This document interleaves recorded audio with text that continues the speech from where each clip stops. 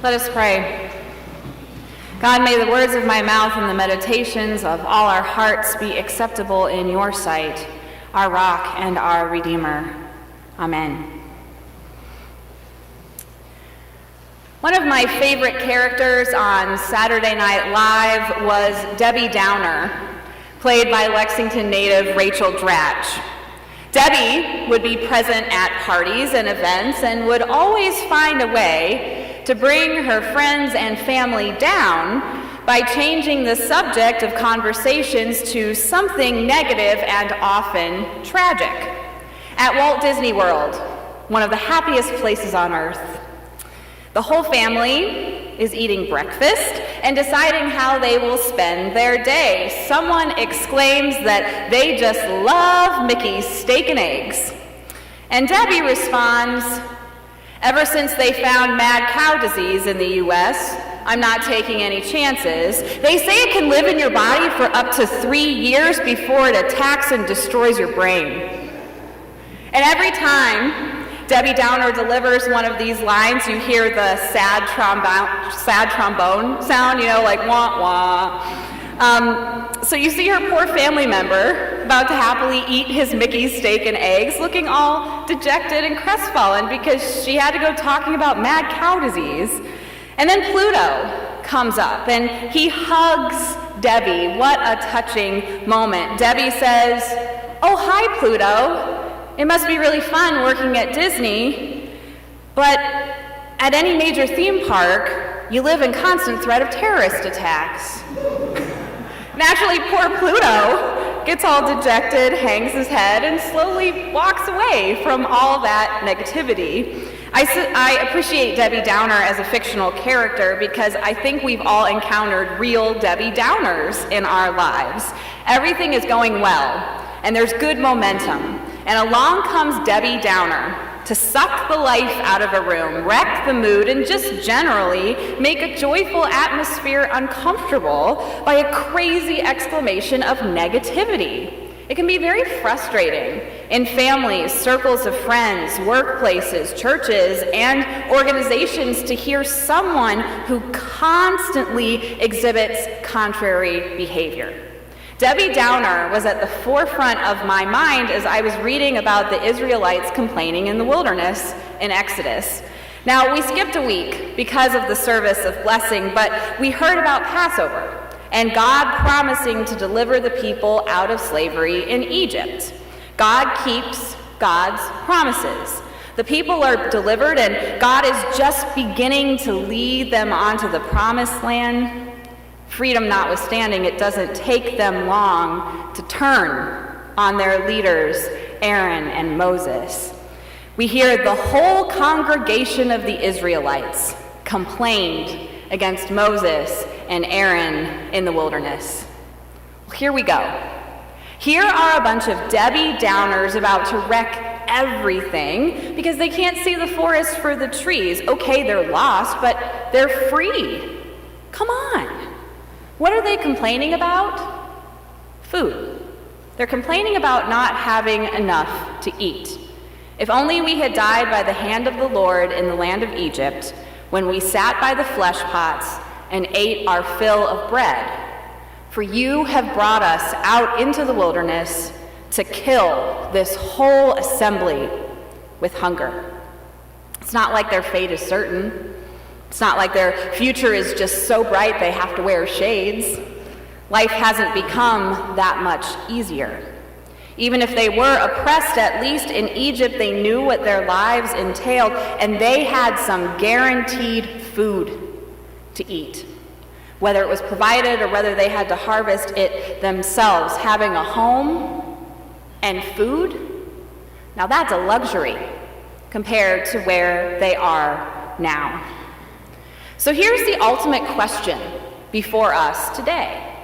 Are we dealing with a bunch of Debbie Downers whining in the wilderness, completely ungrateful for God's gifts, or are we dealing with starving people, lost and afraid with uncertain futures? Before I tell you more, there's a story here first. My dad was my assistant principal in middle school, And sometimes to avoid riding the bus, I would hitch a ride to school with him at like 5 in the morning, just torturously early. My dad would open up the gym for me, and I'd practice basketball before school started, shooting around on my own, and he would occasionally join me for epic foul shot competitions, which was always hilarious because he was wearing his suit.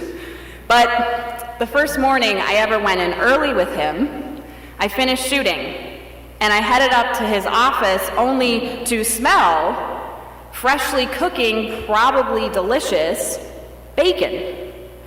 Naturally, I had to investigate because there was bacon in the cafeteria and maybe I could have some. I poked my head in only to discover about 30 kids or so, many of whom I knew, eating breakfast together. As soon as they saw me, several looked incredibly uncomfortable, and I instantly knew that I wasn't supposed to be here. When I got to my dad's office, I asked him, "What's up with that breakfast downstairs? I smelled bacon, and I've been shooting for a while, and I'm starving over here and could use some food, but it didn't really seem like I was welcome." He patiently explained that those kids are part of a program to provide free and reduced school breakfasts and lunches for low-income families, and that I should always be respectful of many of them wanting their family situations to be private. Now, my hometown is not terribly fancy. Most folks are happily part of the middle class. Normal, average American families where we tend to have most things we need, but not everything we want. So to think that I had classmates who were well below where the rest of our families were economically, when most people in Wadsworth weren't affluent in the least, hit me hard. To think that I had classmates who couldn't grab a bowl of cereal in the morning because they didn't have food in the house, and so they had to get to school early to be sure they had breakfast. Well, it's my first memory of dealing with class privilege.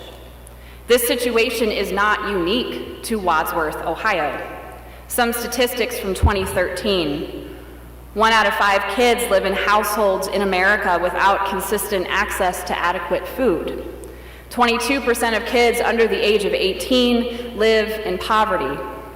11 million low-income children receive free or reduced school breakfasts, and 21 million low-income children received free or reduced school lunches. And having food in our stomachs when we are learning in school matters. In fact, there's been studies that kids score 17.5% better on standardized math tests when they've started the day with a healthy breakfast. Finally, 9 out of 10 public school teachers who teach kindergarten through 8th grade will tell you that eating a healthy breakfast is key to academic achievement. Food enables kids to grow and learn and thrive. And access to healthy food should always be on our radar as a society because kids going hungry hurts all of us in the end. Actually, in Zambia, when we taught with Communities Without Borders, we took a snack break every day, and each child received a couple of crackers in the middle of our lessons. Those crackers weren't much, but at least those kids had something to eat and would hopefully find it easier to learn in school. There's a correlation here to kids who have some food to sustain them and how well they can learn in school and how healthy they can become as growing young people. So to actually answer the question, I don't buy this story from Exodus as just a bunch of Debbie Downers complaining in the wilderness, ungrateful for the gift of freedom God gave them. On some self-righteous days, I can certainly take particular glee that the whole congregation is rising up against poor, saintly Aaron and Moses. What a bunch of whiners. Instead, Maybe they're hungry people with uncertain futures who are afraid of what's next. They're being led by Moses and Aaron, two brothers who are so early in trying to lead. They don't trust each other yet. They're setting off on a long desert march without any survival skills and hardly any supplies. It's like setting someone who's always grown up in the relative safety of the suburbs out on the edge of a sparse landscape and saying, "Good luck, have a great trip." Of course they panic. Wouldn't you? I would. But here's the coolest thing in the story. God provides. God provides quail and manna and water to drink to sustain the people. It was Gandhi who once said, "There are people in the world so hungry that God cannot appear to them except in the form of bread." We may not get this whole God raining down bread from heaven, but can we see that for a truly hungry person, a starving person, having a meal somehow provided could be heavenly? That somehow God is there in the form of that bread. This is where it gets interesting for us. There are people starving all over the world. There are kids who, if they are fortunate enough to be in school, may have a really hard time learning on empty, growling stomachs. Here in Lexington, we have the Lexington Food Pantry and Lift Up Lexington, who both help with hunger here. There are hungry kids here as well, and our community continues to respond and has to continue to respond. You know, I really wish that God could just rain down some bread and quail and water from heaven. But whether it happened like this or not, this story is still true. God provides for us, and God doesn't want us to hoard God's blessings. We're only supposed to gather up the bread we need for this day. Give us this day our daily bread. And maybe we don't keep much more bread than we need because we have enough. We can trust that if God provides once, God can provide again and again and again. And you know what else the story shows? You know what else is true? God cares about access to food. God cares about the hungry. God cares about the plight of the poor. On the earthly level, maybe we can provide the bread, and this is also heavenly. Maybe we can help God feed the world, heal the sick, and stay with the heartbroken.